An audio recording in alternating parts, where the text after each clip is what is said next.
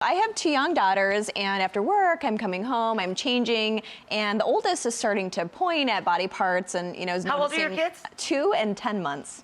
Oh, so wow. Very young, but the 2-year-old is, pointing and, noticing things, and I'm just wondering, what age would it no longer be appropriate to change in front of them? This is a question that every parent I know has, because changing in front of your brand new newborn, it's hard to be dressed in front of your brand new newborn. Right. So you don't think about that really at all. But I've had a mom say to me, my husband showered in front of the 5-day-old. Is that dangerous? And I was like, can't see how.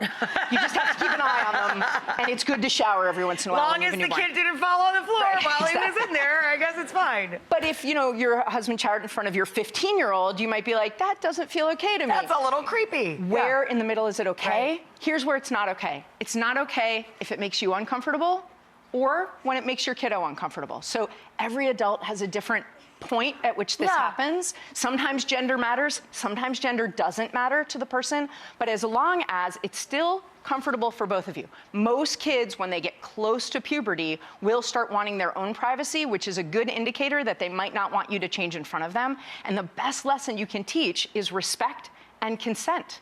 So you just ask. If your daughter was 7, hey, I was going to change. Would you like to leave the room for a minute, or are you comfortable if I change in front of you? And then you're teaching her about respect and about consent.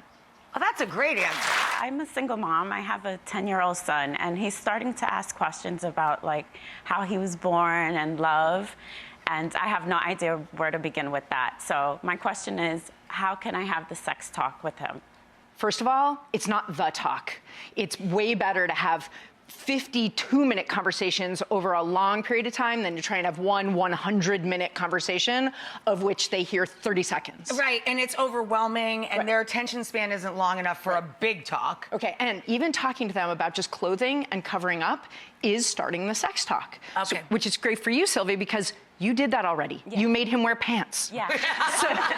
And he said, why? I'm gonna go out and get the mail. And you're like, whoa, pants. and that, we cover parts of our body and we respect people's bodies and we don't touch just anywhere on people's bodies. Right. That's all part of the consent and sex talk. So that's kind of the first piece. Okay. The second piece is, and this is also good news for a lot of parents, you don't have to talk first. You should ask first. Ask, what have you heard? What do you know? What do you think? And oh, that's a good one. That way, they talk to you first. You understand what vocabulary they're using. You know what you can correct for them if they're wrong. Because when you ask them to tell you where they're at, you dive in at the right place for your kids. That's a good one, right? And that really helps you. And it gives you a minute to take a breath. Because if he's bringing it to you, he's probably doing that in line at the grocery store or in front of your mom at Thanksgiving.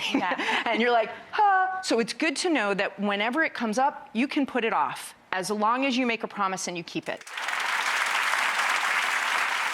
But really, this idea of not trying to get everything into one conversation, like I mentioned, I really want to say start there, break it down. Right, when they say, well, I just wanted to know, do you need love to have kids? You can answer that, and you can put a value with the information. That's what schools can't do. That's what the internet doesn't do. That is the purview of the grown-ups in your kiddo's life, to give them a value with the information. And when you get to do that 50 times in his young adulthood and his childhood, then you know he's going to turn out to be more the person you want him to be.